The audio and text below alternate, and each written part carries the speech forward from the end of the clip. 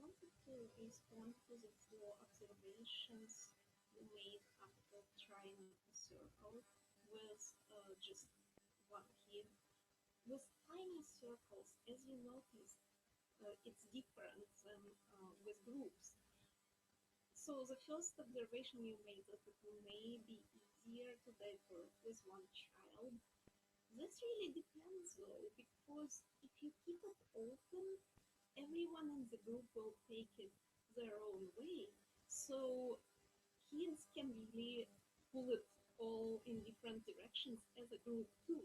However, when the group gets together and starts to gel, so to speak, they will follow one another as well. So you kind of regulate your diversity as a group or as a pair, and it's okay not to stick to the plan. The mass circle plan police won't come for you if you don't. But you, everyone has their own comfort level about uh, divergence, and different kids do too. So if things just jump around too much, kids may get uncomfortable with it. Of course, circle leaders too. You mentioned that sets stick would stick to 3D. Uh, yeah, it's interesting. Yes, I had some experience with kids just getting stuck. They sometimes run around in circles with the same idea, and sometimes they even get bored with something but wouldn't leave it, kind of keep bothering it as a dog bone. So I don't know why it happens to grown-ups too, of course, but kids have a bit more of that. Let's read the same book at night every day for many months. And I don't know if it's a comfort issue or what. Um, so you can basically let the kid who is stuck play and start your own activity on the side, or you can just let it be and start something else next time. There is no harm in going deep. Sometimes, so what my favorite thing to do is when someone is stuck, is to give them more ideas about their favorite thing. So you stay with the topic of 3D in this case, but you go deeper into it. You explore what three dimensions are. Maybe you can explore what abstract three dimensions are, like in the potato head, the dimension of eyes, nose, and mouth. That would be three abstract dimensions of the Mr. Potato Head toy, or in a human face.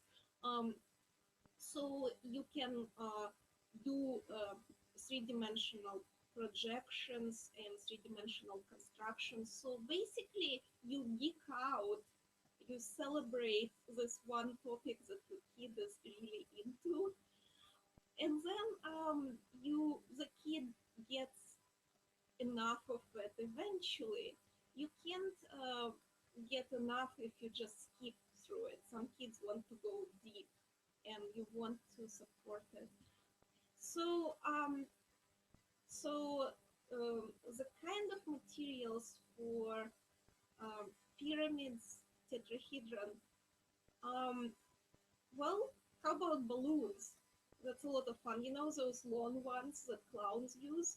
Um, Anything else that is kind of plastic and light, you can build big then.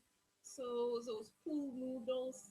Um, well, you can change. You can use your household materials. You can use blocks made out of boxes. So if you go find some empty boxes, you can use that. In general, found materials are a lot of fun. So you can go outside and see if you can find some seeds or maybe pine cones.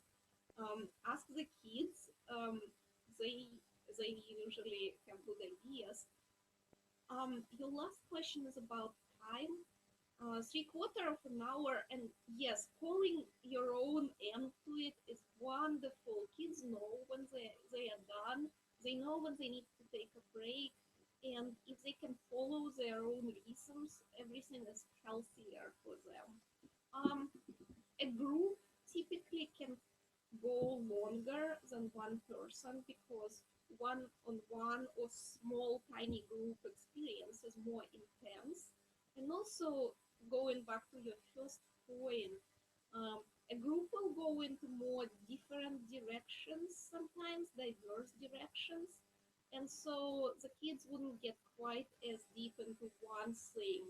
So that will help them to rest, actually.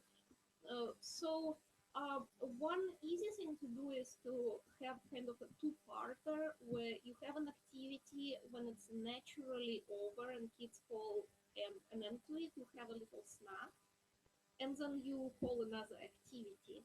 So with younger kids, this can give them a change and a break rather than total end to it. And another trick, I guess, or another way of doing it is to change rooms. So when kids are done in one place and all done, you can go call them outside or to another room, or just to you can pull out a blanket and sit on a blanket if you don't have another room. This way, it marks a change of scenery for them, and they are willing to do another activity um, when the first one is done. So that's another way to stretch kind of naturally with some little break in there.